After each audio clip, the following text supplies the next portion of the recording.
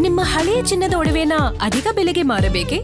ಆಟಿಕಾಗೆ ಕಾಲ್ ಮಾಡಿ 8880 Attica gold company. Golden movies ನಮ್ಮ ಸಂಸ್ಥೆ. ಗೋಲ್ಡನ್ ಮೂವೀಸಿಂದ ನಾವು ಕನ್ನಡ ಸಿನಿಮಾಗಳನ್ನೇ ಮಾಡ್ಕೊಂಡು ಬಂದಿದ್ದೀವಿ ಇಷ್ಟು ವರ್ಷ. ಬಟ್ ಭಾಳ ವರ್ಷದಿಂದ ನನಗೆ ಒಂದು ತುಳು ಸಿನಿಮಾ ಮಾಡಬೇಕು ಅಂತ ತುಂಬ ಆಸೆ ಇತ್ತು.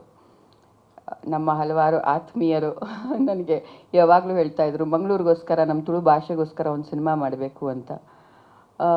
ಒಳ್ಳೆ ಸ್ಕ್ರಿಪ್ಟ್ಗಳನ್ನು ಹುಡುಕ್ತಾ ಇದ್ವಿ, ನೋಡ್ತಾ ಇದ್ವಿ. ನಾನು ಇವ್ರಿಗೂ ಹೇಳಿದ್ದೆ, ಹೋದ ವರ್ಷ ನನಗೊಂದು ಒಳ್ಳೆ ಸ್ಕ್ರಿಪ್ಟು ಸಂದೀಪ್ ಮೋಹನ್ ಭಟ್ಕಳ್ ಅಂತ ನಮ್ಮ ಎಕ್ಸಿಕ್ಯೂಟಿವ್ ಪ್ರೊಡ್ಯೂಸರು, ಅವರು ಸಂದೀಪ್ನ ಕರ್ಕೊಂಡು ಬಂದು ನೆರೇಷನ್ ಕೊಡಿಸಿದ್ರು. ತುಂಬ ಇಷ್ಟ ಆಯಿತು ನನಗೆ.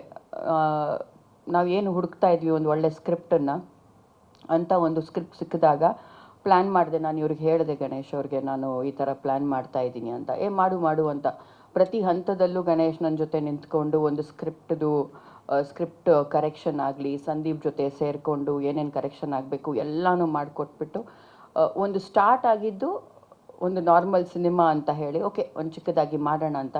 ಬಟ್ ಈ ಮಟ್ಟಿಗೆ ಹೋಗುತ್ತೆ, ಒಂದು ನಾವು ಕಾಶ್ಮೀರೆಲ್ಲ ಹೋಗಿ ಶೂಟ್ ಮಾಡ್ತೀವಿ, ಈ ಥರ ಸಿಂಗರ್ಸ್ಗಳನ್ನೆಲ್ಲ ಕರ್ಕೊಂಡು ಬಂದು ಹಾಡಿಸ್ತೀವಿ ಅಂತ ನಾನು ನಿಜವಾಗ್ಲೂ ಅಂದ್ಕೊಂಡಿರಲಿಲ್ಲ. ಅಲ್ಲ ನಿಮ್ಮಿಂದಾನೇ ಆಗಿದ್ದು, ಡೋಂಟ್ ವರಿ ಅದೆಲ್ಲ. ಯಾಕಂಗೆ ಇಲ್ಲ, ನಿಜವಾಗ್ಲೂ ಅಂದರೆ ನಾರ್ಮಲ್ ಕನ್ನಡ ತುಳು ಅಂತ ಹೇಳಿಬಿಟ್ಟು ಶುರು ಮಾಡಿಬಿಟ್ಟು ವಿ ಗಾಟ್ ಜಸ್ಕರಣ್ ಅವರು, ಜಸ್ಸಿ ಗಿಫ್ಟ್ ಅವರು, ಹರಿಕೃಷ್ಣ ಅವರು, ನನ್ನ ಲಿರಿಕ್ಸ್ ಬರೆದಿದ್ದು ಸಿಂಪಲ್ ಸುನ್ನಿ, ಅರಸು ಅಂತಾರೆ, ಚೇತು, ನಮ್ಮ ಭರ್ಜರಿ ಚೇತು, ಅನೂಪ್ ಭಂಡಾರಿ, ಅಂದರೆ ಎಲ್ಲರೂ ಸೇರ್ಕೊಂಡು ಬಂದುಬಿಟ್ರಿ ಈ ಸಿನಿಮಾ ಮಾಡುವಾಗ.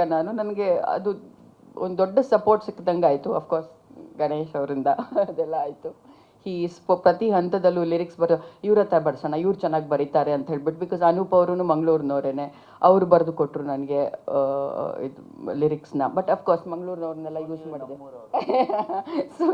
ಸುನಿ ಕನ್ನಡದ ಲಿರಿಕ್ಸ್ ಬರೆದಿದ್ದು. ಸೊ ಇದೇ ಥರ ಒಂದೊಂದು ಹಂತದಲ್ಲೂ ದೊಡ್ಡ ರೀತಿ ಆಗ್ತಾ ಹೋಯಿತು ಸಿನಿಮಾ. ನಾನು ಅಂದ್ಕೊಂಡಿರಲಿಲ್ಲ ಈ ಮಟ್ಟಿಗೆ ಒಂದು ಮಾಡ್ಕೊಂಡು ಹೋಗ್ತೀವಿ ನಾವು ಅಂತ. ಆಮೇಲೆ ಕಾಶ್ಮೀರ್ ಶೂಟಿಂಗ್ ಅಂತ, ತುಳು ಸಿನಿಮಾಗೆ ಇದು ಹೊಸ್ತೇನೆ. ಯಾಕಂದರೆ ಕಾಶ್ಮೀರ್ ಅಂತ ಕಡೆ ಎಲ್ಲ ನಾವು ತುಳು ಮಂಗಳೂರಿಂದ ಆಚೆ ಬಂದು ಐ ಥಿಂಕ್ ತುಳು ಮಾಡಿರಲಿಲ್ಲ ಇಲ್ಲಿವರೆಗೂ. ಸೊ ಇದೊಂದು ಫ್ರೆಶ್ ಆಗಿ ಗಣೇಶ್ ಸೈಡ್, ಓಕೆ ನಾನು ಹೆಂಗೂ ಶೂಟಿಂಗ್ ಹೋಗ್ತಾ ಇದ್ದೀನಿ, ಬಾ ನನ್ನ ಜೊತೆ ನೀನು ಶೂಟಿಂಗ್ ಮುಗಿಸ್ಕೊಂಡ್ಬಿಡು ಅಂತ.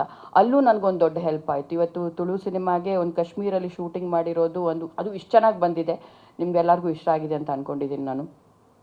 ತುಂಬ ಚೆನ್ನಾಗಿ ಶೂಟ್ ಮಾಡಿಕೊಟ್ರು ನಮಗೆ ಗಣೇಶ್ ಅವರು.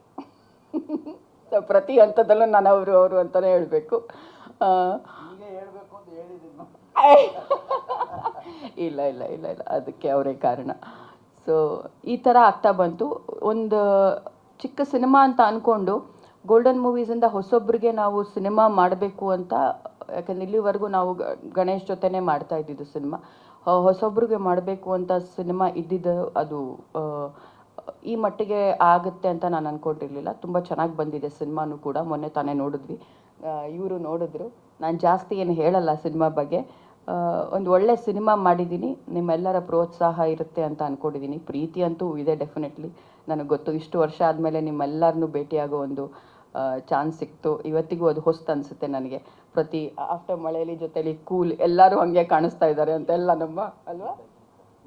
ಗೀತಾ ನಂತರ ಪ್ರೆಸ್ ಮೀಟಿಗೆ ಅಂತ ನಾನು I personally ಇಂಟ್ರಾಕ್ಟೆಡ್ with every one. ತುಂಬ ಖುಷಿ ಆಯಿತು ನಿಮ್ಮೆಲ್ಲರನ್ನೂ ನೋಡಿ. ಥ್ಯಾಂಕ್ ಯು ಸೋ ಮಚ್ ಎಲ್ಲರೂ ಬಂದಿದ್ದಕ್ಕೆ. That's it. ಯಾರು ರವಿ ಅಂಕಲ್ ಎಲ್ಲೋದ್ರು? ರವಿ ಅಂಕಲ್ ಇದ್ರೆ ಮಾಡಿದ್ದಾರೆ 1 hour ಮಾತಾಡ್ಬಿಟ್ಟು.